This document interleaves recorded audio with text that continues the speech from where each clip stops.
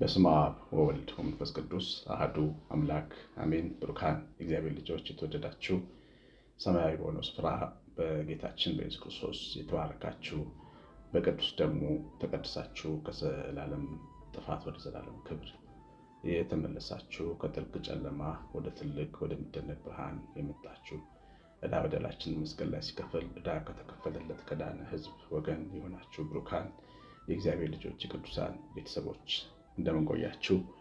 ሁሉን የሚችል አምላክ ጌታ ስሙ ለዘላለም የተወደደ የተመሰገነ ይሁን። ወደ ትምህርታችን ከመግባታችን በፊት ለጌታችን ለክርስቶስ ለክቡር ጌታችን ልደት ቤተልሔም እንሄዳለን። የእስራኤል ሀገር ከቀራንዮ ኢየሩሳሌም ጋር አብረን ቅዱስ ጊዜ እንድናሳልፍ እንጋብዛለን። ትምህርት ከማየት ጋር ሲሆን በደንብ የተግባባ ይሆናል። ጌታ የተወለደበት ቦታ ላይ ቆሞ ልደትን ማክበር፣ እዛ ቆሞ ነፍስን አፍስሶ መምጣት፣ ጌታ በተቀበረበት መቃብር ውስጥ ገብቶ ልጆችን አደራ ብሎ መምጣት፣ እናቴን አባቴን አደራ ማለት በጣም ትልቅ ነገር ነው። እግዚአብሔር ሁሉም ቦታ ቢሰማም እዛ ግን በተለየ ሁኔታ እምነታችን እንዲነሳ የሚያደርግ እምነታችን እንዲሰራ የሚያደርግ ሁኔታ ላይ ነው የምንሄደው እና በደንብ አስባችሁበት የምትወዷቸው ወላጆቻችሁን መላክ የምትፈልጉ የ9114138 ስልኬ ላይ አሳውቁኝ። እግዚአብሔር እናንተን ቤታችሁን ይባርክ። የእግዚአብሔር ልጆች እንግዲህ ዛሬ መዝሙር 118 ቁጥር 8 ላይ የተጻፈውን መገሰጽን ሲገሰጸኝ ነፍሴን ግን ለሞት አሳልፎ አልሰጣትም የሚለውን የታላቁን አባት የቅዱስ ዳዊትን መዝሙር ነው የምንማረው። 18 ላይ ነው መዝሙር 18 ቁጥር 18 ላይ ነው የሚገኘው። እንግዲህ ይኸውላችሁ እግዚአብሔር ከኛ ጋር የሚታገልባቸው ጊዜያቶች አሉ። እነዚህ ጊዜያቶች ከውስጣችን የኛ ስፍራ ለቆ እንዲሄድና የእሱ ማንነት የእሱ መገኘት ውስጣችን እንዲሞላ የእረፍት ሰዎች እንድንሆን ስለሚፈልግ ነው።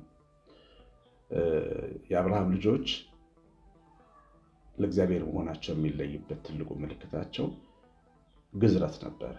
ግዝረት ደግሞ ሸለፈትን በባጩት መቆረጥ ነው። አሁን እናንተ በሚገባቸው እናንተ በሚገባን ዘመናዊ መንገድ በሰርጀሪ የሚሰራም አይደለም። ሰርጀሪው ራሱ ስቃይ ነው። ወንድ ልጆችን እኔ ቆሜ ያስገዘርኳቸውና የልጆችን ድምፅ ጩኸት ሆስፒታል ውስጥ በርቀት የሰማሁትን ጩኸታቸውን ፈጽሞ ልረሳው አልችልም እና ሸለፈት ሲቆረጥ ከባድ ህመም አለው። በጥንት ዘመን ደግሞ ትልልቆቹም በስለት ባጩት ነው የሚገረዙትና ለእግዚአብሔር ለመሆን መገረዝ ያስፈልጋቸው ነበር። ይሄ ደግሞ ለመንፈሳዊ ግዝረት እግዚአብሔር በውስጣችን ለሚያደርገው ትግል መቁረጥና መንቀል የሚገባውን ለመንቀል መብት እንዳለው ፍላጎትም እንዳለው ነው የሚያሳየው። ስንጸልይ የዕለት እንጀራችንን ስጠን ዛሬ፣ ፈቃድ በሰማይ እንደሆነች በምድር ትሁን ብለን ስንጸልይ እኛ ውስጥ የበቀለውን እንቀል ማለታችን ነው። አንድ ሰው በትዕቢት እያሰበ ሰውንም ሁኔታንም ቤተክርስቲያንንም መንግስትንም ሁሉንም በትዕቢት እያሰበ እየተናገረ የሚኖር ሰው ዝም ብሎ መኝታ ላይ ተኝቶ ከተነሳ ይህ ሰው ባጩት ያስፈልገዋል። ትዕቢት መወገድ አለበት። ለምን? ትዕቢት ጥፋትን ታመጣለች፣ ውርደትን ታመጣለች። አንድ ሰው ስስታም ሆኖ ገንዘብ ወዳጅ ሆኖ ምንም ሳይመስለው ከኖረ ማካፈል፣ አብሮ መኖር፣ አብሮ መብላት፣ በሰማይ መዝገብን ማከማቸት እንዳለበት እያወቀ ሳያደርግ ቢኖር ይሄ ሰው የልብ ግዘት ያስፈልገዋል። አንድ ሰው ግብዝ ሆኖ ሰው ላይ የፈረደ ራሱን ያጸደቀ ቢኖር አንድ ሰው ይሄ ግዘት ያስፈልገዋል። የማይረካ በአንድ የማይረጋ ሰው ቢሆን አንድ ሰው ግዘት ያስፈልገዋል። በአጠቃላይ ሀዛባዊ ሸለፈት ግዝረት ከሀዛብ የምንለይበት ምልክት ነው። እስራኤል ከሀዛብ የተለዩበት ምልክት ነው። ካላመኑ ሰዎች የተለዩበት ምልክት ነው። ካላመኑ ሰዎች ጋር የሚያመሳስሉን እና አብረውን ያሉ እስካሁን ድረስ በቃ እኛ ምንም ልዩነት የሌለን አንገታችን ላይ ካለው ማተም በስተቀር ምንም ልዩነት የሌለን ሰዎች ልንሆን እንችላለን እና መገዘር አለበት። መገዘር አለበት እና ይህን ግዝረት መንፈሳዊ ትግል አባት ያዕቆብ በሸለቆ ውስጥ ታግሎታል። ግብታዊ የነበረው ያዕቆብ፣ በጣም ራስ ወዳድ የነበረው ያዕቆብ፣ ለወንድሙ እንባ ግድ የሌለው ያዕቆብ፣ ቅድሚያ ለኔ በቃ ለኔ ብቻ ባየው ያዕቆብ፣ አታላዩ ያዕቆብ በሕያው እግዚአብሔር በረከት ፊት ለመቆም ብቃት አልነበረው። ምክንያቱም በዛ ዘፍጥረት መጽሐፍ 3 ላይ እንደተጻፈው አዳምና ሔዋን ራቁታቸውን ከሆኑ በኋላ ኃጢአተኝነታቸው ከተገለጠ በኋላ ሄደው ወደ ሕይወት ዛፍ እንዳይበሉ ሕያው ነው እንዳይቀሩ ቶሎ ብላችሁ አስወጧቸዋል እግዚአብሔር። ያንን የሕይወት ዛፍ ቢበሉ ኖሮ አንድ ዛፍ አለ ሕይወት ዛፍ የሚባል ቆሻሻ፣ ኃጢአተኛ፣ የሚያፍር፣ የሚያለቅስ፣ የሚሳቀቅ አዳም ሕያው ሆኖ ይቀር ነበር። እግዚአብሔር ቶሎ ከዛ አስወጣ። ሳይቀደሱ በረከት የለም ማለት ነው። ሳይሰሩ አምላካዊ ስጦታ የለም። ስለዚህ እግዚአብሔር ስጦታው አንዱ መሰራታችንን ጭምር ከራሳችን ጋር መፋታታችን፣ የኔነታችንን ዓለም ጠግር ካርጎ ከውስጣችን ማስወጣት ነው። ይሄ ደግሞ ዝም ብሎ በትምህርት አይመጣም። በትምህርት ሰው ጤንነቱን አይጥልም። በትክክል እግዚአብሔር አሁን ወደ ዳዊት መልእክቶች እንመለስ። መገሰጹን ገሰጸኝ። መገሰጽ ምን መሰላችሁ?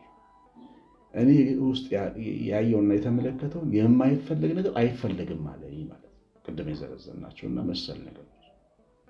መራርነት፣ አንዳንድ ሰው በጣም መራር ከመሆኑ የተነሳ ለሰው ለእግዚአብሔር መራር፣ ፊቱም አይፈታ ነው። ጀግንነት ነው የሚመስለው። ፈገግታን እንደ መዋረድ፣ ቅንነትን እንደ ሞኝነት ነው የሚሆነው። እንደ ተኮሳተረ አቃቄር እንዳወጣ ሰው እንደናቀ የሚኖር መራር ሰው አለ። አሁን ይህን ሰው እግዚአብሔር እንዴት ሊባርከው ይችላል? ከዚህ ቀደም ነግሬያቸዋለሁ። እጅግ ሰካራም የሆነን ወንድ እንዴት በሀብት ይባርከዋል? ገመድ ሰጥቶ ታነቅና ሞት እንደማለት ነው።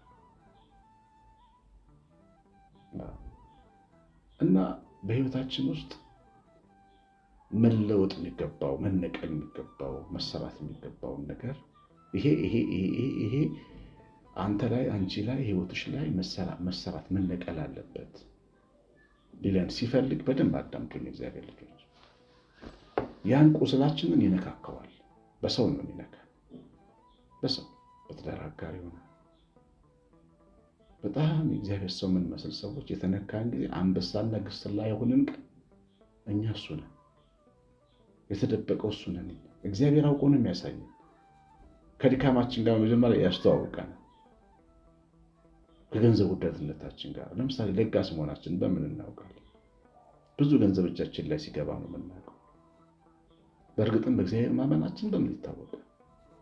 ብዙ አለኝታ ስንሰበስብ ነው። ያኔ ነው ከዚህ ሁሉ በላይ ነው እግዚአብሔር የምንለው። አለዛ ግን በዛ ባለኝታው ልንወድቅ እንችላለን። እና የሆነ እኛ ማናውቀው ማንነት አለን። አንድ ሰባኪ ሲናገር በቀደም የሰማሁት ነበር። ሰው 4 ማንነቶች አሉት። የመጀመሪያው ማንነት እሱ ብቻ የሚያውቀው ማንነት ነው። ሁለተኛው ማንነት ሰውና እሱ በጋራ የሚያውቁት ማንነት ነው። ሶስተኛው ማንነት ሰው ብቻ የሚያውቀው ማንነቱ ነው። አራተኛው ማንነት የሆነ ቀን ጠብቆ የሚያውቀው ማንነቱ ነው። የሆነ ቀን በቃ ያን ጊዜ ያ ማንነት ሲገለጥ እኛ ማለት እሱ ነን። አብዛኛው ጥፋት የሚጠፋው በዛኛው ማንነት ነው። ተደብቆ በሚኖረው አድብቶ በሚኖረው ማንነት። እግዚአብሔር ለቃየል ምን አለው? ኃጢአት በፊት ታደባል፣ አንተ ግን ንገስባት፣ እንዳትነግስብህ፣ እንዳትፈቅድላት። ይሆነ ቀን ቃየል እኮ ጥሩ ወንድም ነበር። አቤልን እኮ እጁን ይዞ ዳዴ አስለምዶታል። አቤል ድንጋይ ሲመታው እኮ ሮጦ ሄዶ ከድንጋይ ላይ አንስቶታል። አቤል እኮ ጥሩ ወንድም ነበረው ቃየል። የሆነ ቀን ግን ኃጢአተኛ ማንነቱ ተገለጠ። በአንድ ሁኔታ ውስጥ ተገለጠ። ባቀረቡት መስዋዕት እግዚአብሔር ያኛውን ወደደ ብሎ ተቀየረ። በአንዴ ተቀየረ። ያ ማለት ምንድን ነው? የተደበቀው ቃየል ወጣ ማለት። ጥሩ ቃየል ጠፋና ኃይለኛው ቃየል መጣ። ለዚህ ነው እግዚአብሔር ኃጢአት በፊት እንዳደባች ትኖራለች። ቀን ማድባት ማለት ቀስ እያሉ አንበሶች፣ ነብሮች የሚገድሉትን ለማደን ዝቅ ብለው ራሳቸውን ብለው ጸጥ ብለው ይሄ ምንድነው የሚያነጣጥሩበት ሰዓት ነው። ኃጢአት ልክ እንዲያነጣጥሩ የሆነ ቀን ነው ተፈትልካ የምትወጣ። የሆነ ቀን እኛ ሌላ ሰው እንሆናለን። የሆነ ቀን ትዳራችንን ፈተን አመንዘባ አድርገን ራሳችንን ልናገኝ እንችላለን ትተን። የሆነ ቀን በገንዘባችን ታማኝነታችንን አተን ተዋደን ልናድር እንችላለን። የሆነ ቀን የሰውን ሕሊና በንግግራችን ሰባብረን ጥለን ልናድር እንችላለን። ሁሉ ነገር ሲነካ እሱ ማንነት ነው። እግዚአብሔር እሱን ማንነት ነው ሊነቅለው የሚፈልገው። ለዚህ ነው የሚገስጸን፣ አንዳንድ ችግር ውስጥ የሚከተል አስቸጋሪ ሰዎች መካከል የሚጥለን እና አስቸጋሪ ሰዎች መካከል ስንወድቅ፣ ችግር ውስጥ ስንገባ፣ ሸለቆ ውስጥ ስንወድቅ ምን እያልከኝ ነው ብለን መጠየቅ ነው የሚገባ። ይህንን ከችግር አውጣኝ፣ እንደዚህ አውጣኝ፣ እንደዚህ አውጣኝ ያወጣናል። ባንለውም ያወጣናል። መቼ እሱ ዓላማው እኛን ችግር ውስጥ መክተት መሰላል? መስራት ነው።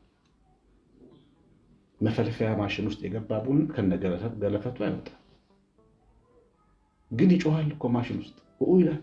ታውቃላችሁ፣ ቡና ሲፈለፈል፣ ገብስ ሲፈተግ በወፍጮ ቤት ታውቃላችሁ። ባሌ ልጆች ገብሱ ጮሃል ወፍጮ ውስጥ፣ ግን ገለፈቱ ሲወጣ ነው። ከነገለፈቱ ነው። አውጡኝ አውጡኝ እያለ ነው። ተነክቻለሁ፣ ምቾት አጥቻለሁ እያለ ነው። ግን ተልጦ ነው የሚወጣው፣ ተወቅጦ ነው የሚወጣው። እኛ ልክ እንደዚህ ነው። እግዚአብሔር ስርዓት ውስጥ መገሰጹንስ ገሰጸኝ ማለት ገለፈታችንን ይሄ መነቀል የሚገባው ማንነታችንን እያረመ እያስተካከለ፣ ታገሱ፣ ተዉ፣ ተረጋጉ፣ ቅን ሁኑ፣ አትበድሉ እያለን ነው። አሁን እኛ ላይ እያንዳንዳችን በግል ህይወታችን ላይ ያለውን ያንን ነውር እንድናስተካክሉ የተቆጥሮ የማያልቅ የሰው ልጅ ነው። እኔ ያለ ሌላ፣ አንተ ያለ ሌላ፣ አንቺ ያለሽ ሌላ እና እግዚአብሔር ልጆች ግን ነፍሳችንን ለሞት አልፎ አይሰጣል። እኛ ክፉን የሚመስለን ያ ነገር፣ እሱ ግን እኛን የሚሰራበት መንገድ። መገሰጹን ገሰጸኝ፣ ነፍሴን ግን ለሞት አሳልፎ አልሰጣትም ሲል ፍጻሜው ግን ተስፋ ነው። ፍጻሜው ግን መቀየር ነው እና የትኞቹም ቅዱሳን የትኞቹም አባቶች የተቀየሩት ከዚህ ተነስተው ነው። በቃ አይጠበቁም ከሚባሉት አናብስት ከነበሩበት። አሁን ሳኦልን ተመልከቱት፣ አንበሳ ነበር፣ ገዳይ ነበር። ግን ጌታ ወፍጮ ውስጥ ከተተው፣ በመውጊያው ብረት ፈተገው። በቃ አሁን እኛ ብቻ እነሱም ነበሩ። ቅዱሳን የምንላቸው አባቶቻችን በዚህ መንገድ አልፈዋል። እናቶቻችንም አልፈዋል። እኛ የምናልፋለን፣ ልጆቻችንም ያልፋል። ግን ዓላማው ምንድን ነው? ስርዓት እንድናገኝ፣ ዓላማው እንዲገባ፣ ከሀሳቡ ጋር እንድንስማ። በየቀኑ በልጆቻችን ላይ ለምን እንጮኻለን? እኛን እንዲመስሉ ሀሳባችንን እንዲከተሉ እኮ ነው። ጥፋት በምንለው ነገር ለምን እንበሳጫለን? ለምን እንመክራቸዋለን? ለምንስ እንቀጣቸዋለን? ያንን የምንፈልገው ማንነታቸውን ለመገንባት ነው። እግዚአብሔር ዓላማ ታዲያ ከዚህ የተሻለ የተለየ ክፉ እንዴት ሊሆን ይችላል? እግዚአብሔር ልጆች እና በሚደርስበት ነገር ሁሉ ሀሳቡ ፈቃዱ በውስጣችን የሰራ ሲሆን አንዳንድ ሸለቆ ውስጥ ከቶ ሊታገለን ይችላል። ይህን በደንብ ማስተዋል፣ በውጤቱም መደሰት ያስፈልጋል። አንድ ድሮ ማህበረ ቅዱሳን ሰንበት ቤት ተማሪ እያለሁ ማህበረ ቅዱሳን ጓደኞች ነበሩ፣ ብዙ መንፈሳዊ ልጆች ነበሩ እና አንድ ትልቅ ጎልማሳ ሰው ነውና በስራ ቦታ ከባድ ፈተና ገጠመው። ከስራ ማባረሩት፣ ቀነሱት እና ችግር ውስጥ ገባ። አብረውን ይጸልያል፣ ዳስ ማርያም እናደርሳለን፣ ዝክር አለ እና በጣም የምንወደው ነው እና እንደዛ ሆነን በኋላ አንድ ቀን ተሰብስበን አይዞህ እንድንለው ስንሄድ የተናገራጠስነች ጥቅስ በልጅነቴ ነው ማስታወሳት። እቺ ጥቅስ መገሰጹን ገሰጸኝ፣ ነፍሴን ግን ለሞት አሳልፎ አልሰጣትም ማለት። ዛሬ ሰውዬ በጣም ትልቅ ቦታ ነው ያለው፣ በጣም ትልቅ ቦታ። በጊዜው ግን እስከ ስራ ስለተባረረ ህይወት ፍጻሜ ይመስል ነበር አይምሮ የሌለው ሰው። አሁን የገጠማችሁ ነገር በነገ ሚዛን ሲመዘን ምንም አይደለም ሊመስላችሁ ይችላል፣ ግን አይደለም። ይህን ነው እግዚአብሔር የሚናገርና የሚያስተምር ነገር ስላለ የሰማነውን በልባችን ይጻፍልን። ምን ተባላችሁ? እግዚአብሔር ምን አላችሁ? ምን መልእክት መጣላችሁ ከሰማይ? እስቲ በደንብ ጻፉ፣ ኮሜንት አድርጉ።